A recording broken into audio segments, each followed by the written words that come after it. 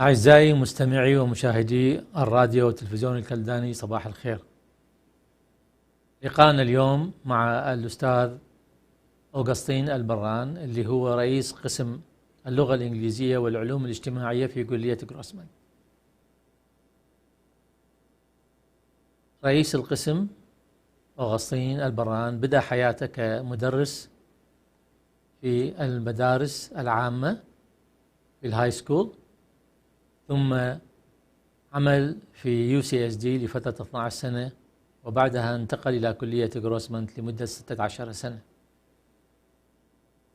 خلال عمله في كلية غروسمنت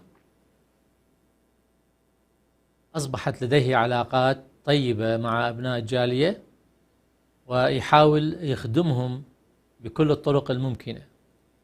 حاليا مثل ما أسلفت هو رئيس قسم اللغة الإنجليزية والعلوم الاجتماعية في كلية غروسمنت، وهو في تماس مباشر مع الطلبة من كافة الأجناس. لقاءنا به اليوم هو حول Esl Classes. أكثر طلبة مجتمعنا أو من الطلبة اللي هم من الشرق الأوسط يحتاجون ياخذون دروس ESL، فراح نستوضح من عنده شنو أهمية هذه الدروس وليش الطالب لازم ياخذها. Welcome, Dr. Agustin, to our community.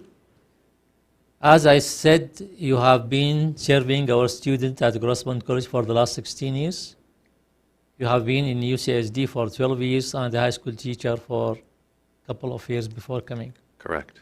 You are in direct contact with our community and our student, and you are very willing and helpful in serving them.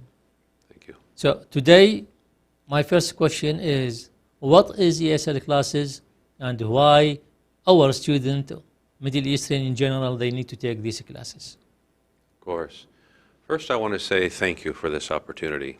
It's a pleasure to be here with you today, and to have the opportunity to provide some information for the Chaldean community. And thank you for you. My pleasure. It's an honor to be here and to serve. To answer your question, the classes at Grossmont College, they're interesting, they're fun, and there's a lot of listening and a lot of reading. Some of the classes are intermediate and others are advanced. Yes.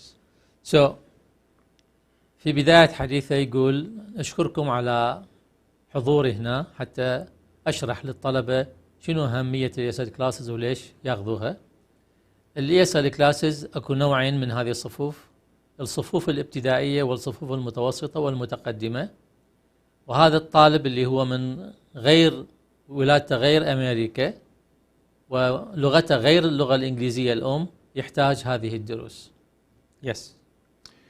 These classes will prepare students for practice in reading, listening, and speaking, and will prepare students for transfer to a four-year university. هذه الدروس تهيئ الطالب للقراءة والكتابة والتعلم اللغة الإنجليزية، وفي نفس الوقت تهيئه وتحضره حتى يروح إلى الجامعة. They will also prepare students for a degree at Grossmont College, and the instructors are patient, kind, caring, and there to assist students. كذلك هذه الدروس تهيئ الطالب حتى يحصل شهادة من كلية غروسمنت، ومعظم الأساتذة هم متعاونين ومتعاطفين مع الطلبة ومستعدين لمساعدتهم للتعلم. All of our instructors have master's degrees in the teaching of ESL, and many of them are individuals who are from other countries and have the immigrant experience, much like the Chaldean community, or they have experience teaching in other countries. أكثر الأساتذة اللي يدرسون مادة الESL هم عندهم شهادة ماجستير باللغة الإنجليزية، وأغلبهم أيضا من بلدان أخرى غير أمريكا، يعني لغتهم ليست الإنجليزية، ليست اللغة الأم، أو درسوا في بلدان أخرى فعندهم هذه التجربة مال تدريس اللغة الإنجليزية لغير متكلمي اللغة الإنجليزية كلغة أم. The ESL classes are small. They have only 25 students as the maximum. And we did a survey and discovered that students that come to us speak over 23 different languages. So there is an opportunity to learn about many cultures and other individuals from all throughout the world. دروس ESL عادة الصفوف سوري آسف جدا، عادة الصفوف تكون صغيرة الحجم، لا يتجاوز عدد الطلبة فيها 25 طالب. والدراسات اللي سويناها أنه أغلب الطلبة اللي ياخذون دروس ESL هم من بلدان أخرى، فهي فرصة لتبادل الثقافات بين الطلبة والتعلم من ثقافات البلدان الأخرى. فدروس ESL لها فائدتين، الفائدة الأولى هي تعلم اللغة الإنجليزية، والفائدة الثانية هي ثقافية اجتماعية اللي هي تعلم ثقافات البلدان الأخرى. Yes. And it is because of this that students that come to Grossmont College have the opportunity to meet individuals that speak other languages or from other countries, but also are either residents or international students, because there are both at Grossmont College. فلذلك الامتياز الآخر للطلبة اللي ياخذون دروس ESL هو أنه يلتقون طلبة من بلدان أخرى، قد يكونون مقيمين في أمريكا أو قد يكونون عايشين في بلدان أخرى وجايين إلى أمريكا فقط للدراسة. فهذه هي فرصة للطلبة لتبادل الثقافات بين الطلاب أو ثقافات بلدان أخرى غير البلد الأم أو أمريكا. Yes, Doctor. Ready for the next question. So, as you said, that most of ESL classes are small classes. So let's move to the second question. What does a typical class look like at a Grossmont College? So the classes are small, as I had indicated, 25 students. This allows the instructor to provide hands-on attention, one-to-one attention. There is homework, attendance is required, and there are usually assignments, depending on how many hours per week the class meets. مثل ما ذكرت بالبداية أنه الصفوف عادة تكون صغيرة الحجم، يعني 25 طالب أو أقل. الغاية من هذه الصفوف صغيرة الحجم هو أن حتى يكون المدرس مباشرة مع الطالب، احنا مثل المصطلح اللي يسموها hand on hand، يعني يد بيد مع الطالب، تبادل مباشر للمعلومات بين الطالب والمدرس. كذلك الدوام إلزامي ومطلوب بالنسبة للطالب، أن حضور الطالب كلش مهم، حضوره يعتبر جزء من التدريس. النقطة الأخرى أنه تبادل المعلومات بين الطالب والمدرس ضروري جدا في عملية لفظ الكلمات والعملية اللفظية للغة.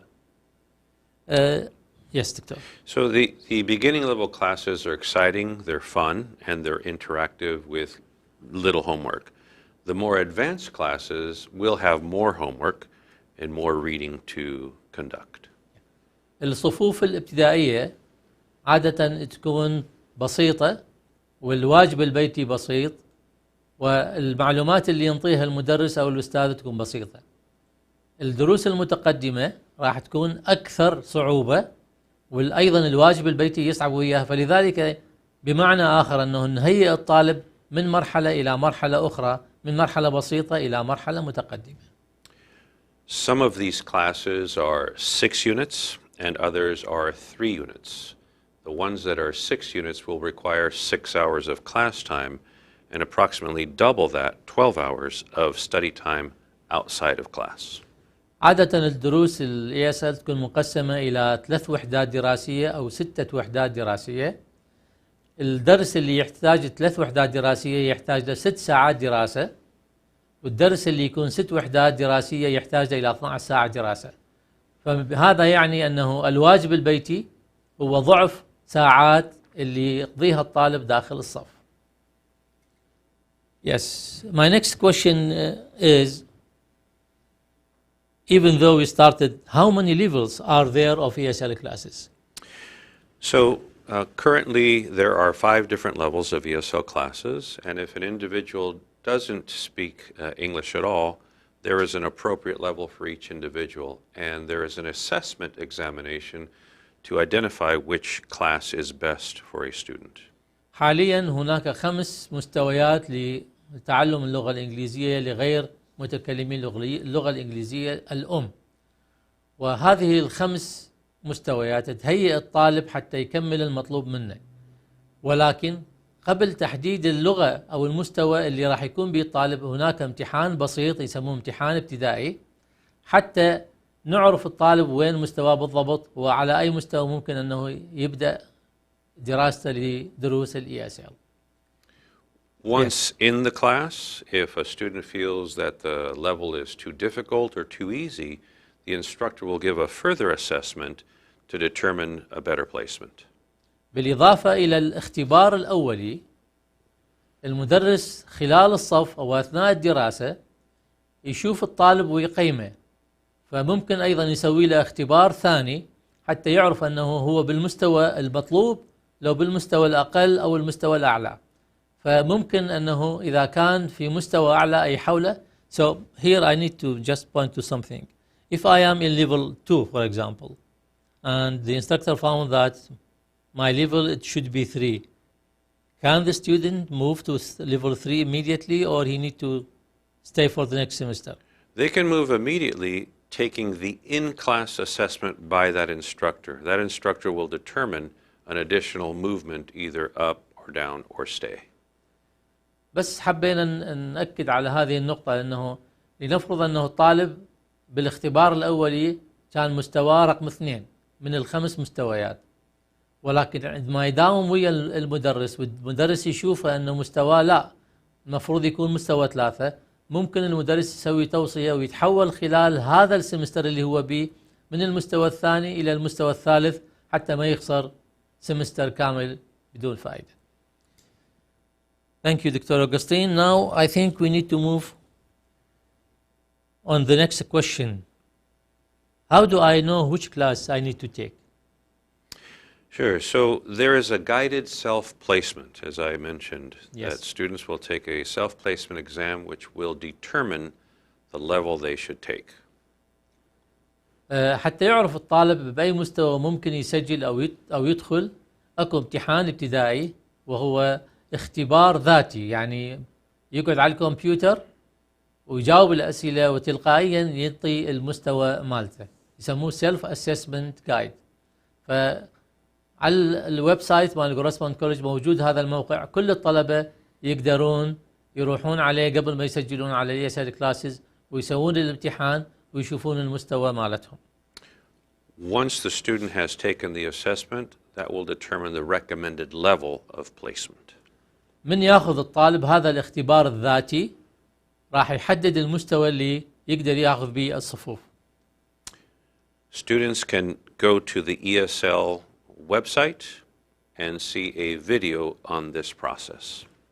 الطالب اللي ما عنده أي معلومات أو اللي يريد يعرف التفاصيل، بالموقع الإلكتروني لكلية Grossmont هناك فيديو ممكن يعني يتفرج على الفيديو أو يشاهد الفيديو ويتعلم شلون يسوي الاختبار. And the video is in Arabic. وهذا الفيديو أيضا موجود ومترجم إلى اللغة العربية. Additionally, students can come to Building 10 to the Grossmont College Help Center and receive assistance as well. بالإضافة إلى ذلك بإمكان الطالب أن يروح إلى كلية Grossmont بناية رقم 10، وعندنا فرونت ديسك يعني طلبة موجودين بالكلية يساعدوهم في كل اللغات وبضمنها اللغة العربية. In addition, if a student cannot come to Grossmont College, there is a virtual help center online. وإذا طالب ما يقدر يجي مباشرة للكلية، فأكو أيضا التعلم عن بعد اللي نسميه الفيرتشوال، هذا موجود على الموقع الإلكتروني للكلية، وعادة موجودين يوميا من 8 الصبح لل5 ما عدا فترة الاستراحة. And as I mentioned previously, if a student feels they are in the wrong level, too difficult, maybe too easy, once they are in the class, the instructor will give them another assessment to determine movement. وكما ذكرت سابقا أنه من يكون الطالب بالصف راح المدرس يعرف مستواه، قد يكون هذا المستوى اللي بيه حاليا صعب أو قد يكون سهل عليه، فممكن ينطيه توصية أنه يروح إلى مستوى أقل أو مستوى أعلى. Thank you, Dr. Agustin, and I think we need to move, as you said that the instructor can make another assessment for student. So some students ask, what if I choose the wrong level? Yes, so as I mentioned before, once a student is in the class, the classroom instructor will give them an additional assessment, and that will provide the instructor with information and materials to indicate to the student that perhaps they need to take a higher level. كما ذكرت سابقا، من يبدأ الطالب يداوم فالمدرس راح يلاحظ أنه هذا الطالب مستوى أعلى من المستوى اللي بيه حاليا أو أقل من المستوى اللي بيه حاليا، فراح يسوي له توصية حتى يكون يقدر يروح ويداوم بالمستوى المطلوب. Sorry. I was going to add that at Grossmont and Cuyamaca, the classes have different names sometimes and different numbers, but they are equivalent. So if they were to come to Grossmont, meeting with the department chair can assist them in which class to take. بس حبيت أوضح ملاحظة واحدة، هي أنه ال ESL Classes هي نفسها بجروسمونت وكيوماكا، لكن الأرقام مالتها تختلف، ولكن المستويات هي نفس المستوى. يعني المستوى رقم 1 بجروسمونت قد يكون رقم B، بكيوماكا قد يكون رقم C، ولكن هو نفس المستوى. يعني 5 مستويات في جروسمونت و5 مستويات في كيوماكا، فلذلك الطالب اللي ماخذ دروس في كيوماكا يقدر ياخذ أيضا دروس بجروسمونت، وحتى يعرف شنو هو المستوى مالته ممكن يشوف المستشار أو ممكن يشوف رئيس القسم حتى يخلوه بالمستوى المطلوب. And also a student could meet with a counselor to receive additional guidance. ومثل ما أكد دكتور اوغسطين مرة ثانية أنه ممكن أنه يلتقي بالمستشار الخاص به، سواء كان في بناية رقم 10 أو بالإي بي اس أو الكالورك، وهو يوجهه على الدروس المطلوب ياخذها. Thank you for your time, Dr. Agustin. Now, some students, as I said, and we committed on it, that they took a class at Cuyamaca. They said, what classes I should take at Grossmont if I started with Cuyamaca and I want to move to Grossmont College? Yes, again, because I need to emphasize this. Yes. So both colleges will work for a student. Yes. If a student started at Cuyamaca and then wants to move to Grossmont or Grossmont to Cuyamaca, it is not difficult. And the counselors, the department chair, are there to assist. By going to the virtual online center, that is one place to receive help, a counselor, or the department chair. مثل ما ذكرت سابقا وأكد عليه رئيس القسم الدكتور أوغسطين البران، أنه كيوماكا وجروسمونت لهم نفس المستويات، فالطالب اللي ياخذ دروس بكيوماكا ممكن يجي لجروسمونت، والطالب اللي ياخذ دروس بجروسمونت ممكن أيضا يروح إلى كيوماكا. حتى يعرف المستوى المطلوب مالته لازم يشوف الاستشاري أو يشوف رئيس القسم، وإذا ما يقدر يشوف أي واحد من هؤلاء رئيس قسم أو استشاري، فموجود عندنا الهيلب ديسك بالبناية رقم 10، أو ممكن التواصل عن بعد الفيرتشوال هيلب ديسك موجود خلال فترة الدوام الرسمي يوميا من 8 لل 5 العصر. My next question, Doctor, thank you for your time and your effort. Are there online classes? Yes, there are. There is only one online class at Grossmont, and that is ESL 122, which is a college-level transfer course. حاليا عندنا بس مستوى واحد من الدروس اللي هو ESL 122 اللي هو مستوى اللي يحتاج الطالب حتى يروح من كلية جروسمونت إلى الجامعة. So my question here is just I need, we have 5 levels of ESL classes. Why only one is online? The reason this class is online is because it is transfer level English. Yes. And there is more reading, writing, and homework. It's the highest level of ESL.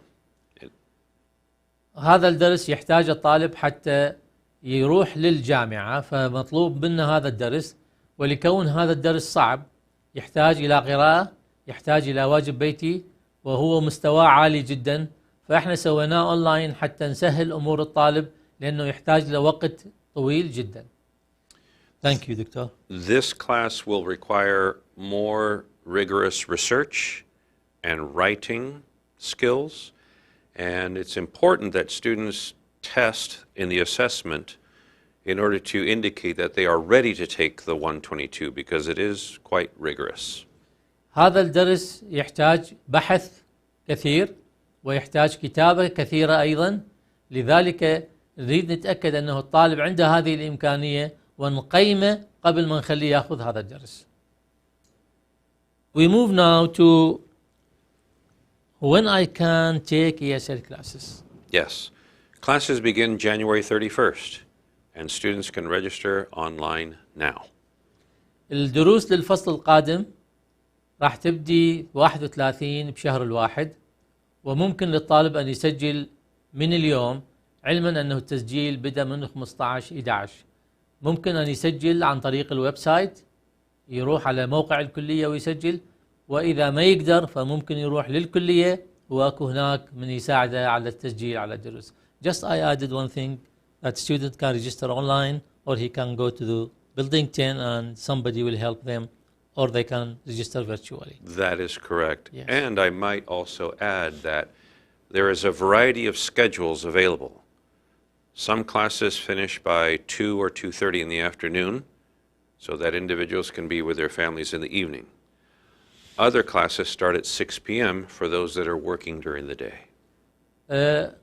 الشيء المميز اللي سويناه بالنسبة للطلبة أنه الدروس عندها أوقات مختلفة، فأكو دروس صباحية وأكو دروس مسائية، وسويناه يعني نفس الدرس أكو منه الصبح ونفس الدرس أكو منه بالمساء، حتى اللي دا يشتغل الصبح يقدر ياخذ الدروس مساء، واللي يشتغل العصر يقدر ياخذ الدروس صباحا، والعكس صحيح. Thank you, Doctor. Yes, sir. How much does it cost for a class? Yes. This depends on the individual. Most students that are taking ESL classes are eligible for financial aid. And if that is the case, the tuition is paid for. أكثر الطلبة اللي يبدأون ويا دروس ال ESL، يعني متحدثي اللغة الإنجليزية غير الأم، هم أيضا EOPS أو CalWork، يعني محدودي الدخل بشكل عام، فلذلك عندهم financial aid، والفاينانشال aid هو اللي يدفع للدروس مالتهم، فمعناته كلفة الدروس مجانا. I will also add that financial aid application is free. It should never be paid for. It is available to all students in California and in the United States. وأريد أأكد أيضا شيء مهم بالنسبة للطلبة، أنه الفاينانشال ايد أو المساعدات أو المعونات المالية هي مجانا، والطالب يقدم إلها مجانا، فما يحتاج يدفع أي شيء لأي شخص كان، وممكن يقدم لها خلال الويب سايت مال الموقع مال فاينانشال ايد fafza.gov، ويدخل على الموقع ويدخل معلوماته ويكون مؤهل. كل أصحاب الدخل المحدود والطلبة اللي دخلهم محدود ممكن يستفيدون من هذه الخدمات والمساعدات المالية. Thank you for mentioning fafsa.gov. That's very important. Yes. And the other place to receive assistance is in the Virtual Help Center or in Building 10. وكذلك إذا طالب ما يقدر، ما عنده ذات الإمكانية وما عنده حتى كمبيوتر بالبيت، ممكن أن يجي إلى كلية جروسمنت بناية رقم 10 وإلى مكتب الفاينانشال ايد ويساعدوه حتى يكمل الابليكيشن، يعني الفورمة مالته. بالإضافة إلى ذلك عندنا مثل ما قلنا التواصل عن بعد، سواء يقدر ياخذ موعد مباشرة أو ممكن يحكي ويا أحد الطلاب اللي يتكلمون اللغة العربية ويساعده على إكمال الطلب مالته. My next question is, what about the textbook? Many of the textbooks, if you will see when you register, you will see ZTC. That stands for Zero Textbook Cost, meaning there is no textbook for the class. من تسجلون على دروس ال ESL راح تشوفون فد مصطلح اسمه ZTC. هذا المصطلح معناته أنه كلفة الدروس، كتب الدروس مع اللغة الإنجليزية هي صفر، يعني معناته لا توجد أي كلفة للدروس. Yes. So when students see the ZTC, textbooks will either be completely free, which is usually the case, or less than $20. فمن تشوفون المصطلح مال ZTC معناته أنه كلفة الدرس، يعني كتاب الدرس اللي تاخذوه أما صفر أو أقل من $20. Yes. So now we move to,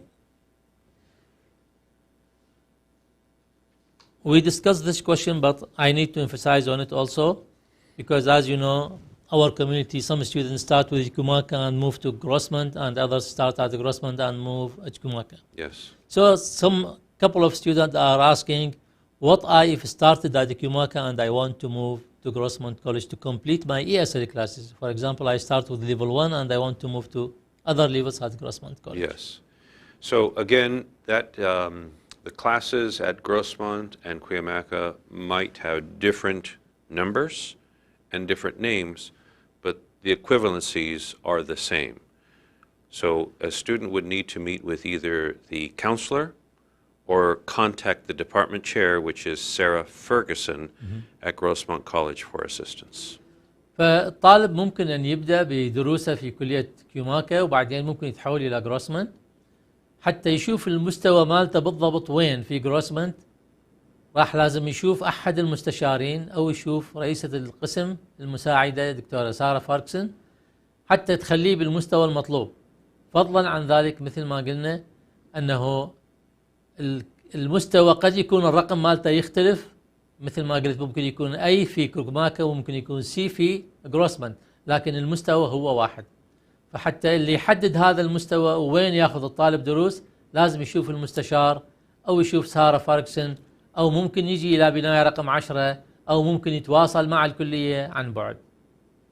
My next question, even though we discussed, is why ESL classes it's preferred to be in-person or face-to-face classes than online classes? Sure. I also want to say we welcome students from Cuyamaca and we are here to help them. بس حبيت أكد أنه إحنا نرحب بالطلاب اللي يجون من كيوماكا وهم مرحبين بهم في كلية جروسمنت، فأهلا وسهلا بهم. So to answer your next question was about virtual versus in-person. In-person, yes. Yes. So as we know, we have a mandate right now for a masking requirement because of the COVID. حاليا مثل ما تعرفون صار لبس الكمامة إلزامي اعتبارا من يوم 13/12، فراح نعلق على هذا الموضوع حسب التعليمات اللي تصدر من الولاية. There is a state mandate for all students and all employees to be vaccinated. هناك أمر من الولاية اللي بموجبه كافة الطلبة وكافة العاملين في المؤسسات الولاية لازم يكونون ملقحين. There are exemptions which are available. هناك استثناءات اللي هي متوفرة حسب. And those are two different kinds. وهي على شكل نوعين. One is a medical exemption proven by a physician. الأول هو طبي وموثق من قبل طبيب. And the other is a religious exemption. والثاني هو ديني لأسباب دينية محضة. Anyone who is a student now has received an email with information and a form to fill out the exemption. كل طالب حاليا دا يداوم بالكلية أو مسجل على دروس استلم بريد إلكتروني يوضح به التعليمات اللي ممكن من خلالها يحصل على هذا الاستثناء. For any new students, there is information on the Grossmont College front webpage. بالنسبة للطلبة الجدد هذه تعليمات الاستثناءات موجودة بالصفحة الأولى للموقع الإلكتروني لكلية جروسمنت. Furthermore, when individuals, the public, students, anyone comes to campus, there is a masking requirement. حاليا أي طالب أو أي مراجع يجي للكلية لازم يكون يلبس ماسك لأنه هذه تعليمات الولاية. And the masking requirement is in class and any place that is public unless there is a 6-foot distance outdoors. ولبس الكمامة إلزامي في الصف وكذلك في كل البنايات الداخلية اللي ما ممكن تتوفر بها البعد الاجتماعي اللي هي مسافة 6 أقدام بين شخص وشخص. Understandably, many students are now taking classes online. However, ESL is not one of those disciplines that is as highly efficient in learning a new language online as it is face-to-face. حاليا الهواية أو كثير من الطلاب ياخذون دروس أونلاين. فيما يخص ال ESL، ال ESL يختلف عن بقية الدروس لأنه يحتاج إلى شخص وشخص تعلم عن طريق التواصل المباشر بين المدرس والطالب. هذا فرق ال ESL عن بقية الدروس الأخرى. So you think that learning will be more efficient face to face for ESL classes than other classes? Yes, for example, a student learning, say, Russian, Spanish, Japanese, or French would also have more success in a face-to-face class than in an online class. Those classes are also not offered online. ليس فقط دروس ال ESL اللي تحتاج أنه يكون تواصل مباشر بين المدرس والطالب حتى تكون كفاءة الدرس أكثر والطالب يستفاد أكثر، وإنما أيضا لغات أخرى مثل الإسباني والروسي والألماني. هذه اللغات كلها تحتاج تواصل مباشر بين الطالب والمدرس، لأنه حتى ينظمون عملية النطق وتصحيح للكلام أثناء التواصل المباشر بين الطالب والمدرس. Additionally, there are other factors that complicate learning a language online, and that is technology. Technology is not always available or dependable, and in-class instruction has supplemental instruction many times with a tutor to assist and have more personal attention. طبعا اكو عوامل اخرى اللي تعيق عملية التدريس عن طريق الاونلاين او عن بعد، لانه التكنولوجيا ايضا بها مشاكل او قد تكون غير متوفرة او تحتاج الى خبرة. الشيء الاخر اللي يفرق داخل الصف عن التعلم عن بعد انه داخل الصف اكو مساعد للمدرس اللي يكون وسيط بين الطالب والمدرس حتى يوصل المعلومة للطالب بالطريقة اللي يفتهمها الطالب. هذا نسميه احنا التوتر. هذا المساعد ايضا هو طالب زميل لأحد الصفوف المتقدمة، فيكون عنده خبرة يقدر يوصل المعلومة للطالب باللغة أو بالطريقة اللي يفهمها الطالب. Thank you, Dr. Agustin, again for your time. And one of the students asked, when can I take ESL classes? Right away. They simply have to go online and take the assessment, and that is the first step. الخطوة الأولى هي بعد ما تسجل على الكلية ممكن تاخذ الاختبار الأولي، ومن تاخذ الاختبار الأولي ممكن تسجل على الدرس اللي ينطيك بالاختبار المستوى اللي انت بيه. So, as we said previously, how much it does cost? You said it is basically depending on the individual student. Most students who are taking ESL are eligible for financial aid, which means that if they are eligible for financial aid, tuition is free. فأغلب الطلبة اللي ياخذون دروس ال ESL يعني دروس اللغة الإنجليزية لغير متكلمي الإنجليزية الأم يكونون مثلا أصحابي الدخل المحدود وياخذون فاينانشال ايد، او يكونون في احد البرامج مال الكليه اللي تساعد الطلبه مثل الEOPS، الكير، الأومجا، الكال وورك. فهذول كلهم اجور الدراسه مدفوعه من قبل الدوله وما يحتاجون يدفعون اي شيء. So, do you think it's safe now for a student to take in-person classes? Hard question. That's a very difficult question because I think that is up to each individual. As an employee, I'm required to have a vaccination. I go to my office virtually every day. I feel safe. I'm not in a classroom, but I feel safe moving about the campus. طبعا يعني هذا جواب صعب وشخصي في نفس الوقت لأنه يعتمد على الشخص نفسه. بالنسبة لي أنا أخذت تلقيح لأنه أداوم يوميا بالكلية، وأعتقد أنه هذا التلقيح راح ينطيني أمان أكثر. حاليا ما أدرس، بس تعتمد على الطالب نفسه هو اللي يقرر، ولكن تعليمات الولاية أصبحت واضحة جدا للكل أنه الدوام بالكلية لازم يكون، كل من يداوم بالكلية لازم يكون ملقح. Again, that is a very personal and individual situation for everyone. I also go into classrooms to evaluate instructors that are teaching ESL classes. I must wear a mask, but I do feel safe. مثل ما ذكرت أنه موضوع اللقاح أو الأمان هو موضوع شخصي وفردي، كل شخص هو يقرر عن نفسه. ولكن أنا شخصيا رغم أنني ملقح، من أروح أزور الدروس حتى أشيك وضع الدراسة وأقيم الأساتذة اللي يدرسون لازم ألبس ماسك.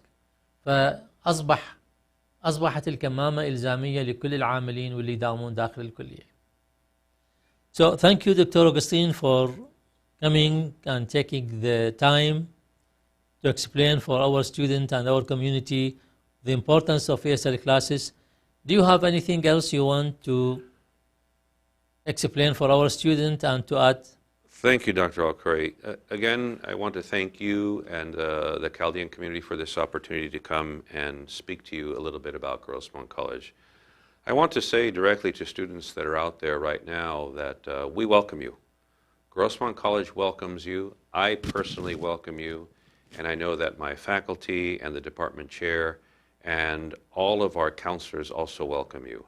If you are able to come to campus and if you feel safe, provided that you meet the requirements that are there for students, we have some of the best instructors to help your learning and to help you move forward with either a certificate, a degree, or to transfer as well, and to move on in your educational goals and achievements, whether that is to have a career here in the United States, to do something that you have done in your home country and you need greater certification, or if you just need the English language to move into a profession or a career. My parents were immigrants. They had to learn English. I had the blessing of being born here, but I speak a couple of languages. So I understand the immigrant experience because that is the experience of my parents and my older siblings who came from another country and had to learn English and change schools. So I understand it because I have lived it. And I know that that is also the case for many of our instructors. We have several instructors that are from other countries that teach ESL and are very welcoming, very kind, and very much available and in service to students. So I welcome you to come and join us. بالبداية أحب أشكركم وأشكر راديو الكلداني لإعطائي هذه الفرصة للتحدث إلى أبناء الجالية، وأستغل هذه الفرصة حتى أقول لكم أنتم مرحبين بكم أبناء الطلبة للدوام في كلية جروسمنت والتسجيل على دروس الESL. أحس بكم لأنه أنا أيضا مهاجر غير متحدث للغة الإنجليزية كلغة وأهلي هم ليسوا أمريكان بالأصل ولكن مهاجرين إلى الولايات المتحدة الأمريكية، فأعرف معاناتكم وأعرف ضرورة تعلم اللغة الإنجليزية في حياتكم اليومية والعامة. فأهلا وسهلا بكم في كلية جروسمنت، وأنا أرحب بكم كما يرحب بكم كل الأساتذة العاملين في برنامج الESL. الأساتذة العاملين في برنامج الESL أيضا يفتهمون وضعكم ويقدرون ظروفكم، وهم أيضا قسم من عندهم هم مهاجرين إلى هذا البلد ويقيمون ويعرفون قيمة معنى تعلم اللغة الإنجليزية في حياتهم اليومية. نعم نحتاج اللغة الإنجليزية في هذا البلد، نحتاجها في حياتنا العملية، نحتاجها في شغلنا، وأيضا نحتاجها حتى نتحول إلى مراحل أعلى بالثقافة من نروح للجامعة ونحصل درجات عليا. Thank you for coming again, Dr. Agustin, and thank you for your time. My pleasure, and thank you very much for your time. وأخيرا نشكر الدكتور اوغسطين البران رئيس قسم اللغة الإنجليزية والعلوم الاجتماعية في كلية جروسمونت لتحدثه لأبناء الجالية عن أهمية برنامج الESL وليش هذه الدروس يفضل أن تؤخذ داخل الصف وليس عن طريق الدراسة عن بعد، لأنها تحتاج إلى تواصل مباشر بين المدرس والطالب، والمدرس خلال هذا التواصل يقدر يعرف مستوى الطالب ويحدد مدى تقدمه وتعلمه باللغة الإنجليزية. أعزائي المشاهدين، مرة أخرى باسمي وباسم الراديو الكلداني وباسمكم نشكر الدكتور اوغسطين البران رئيس قسم اللغة الإنجليزية والعلوم الاجتماعي في كلية جروسمنت لحضوره ولهذا اللقاء المثمر والمفيد لأبناء الجالية. Thank you very much, Doctor. Pleasure was all mine. Thank you, Dr. Alkhurie. Thank you.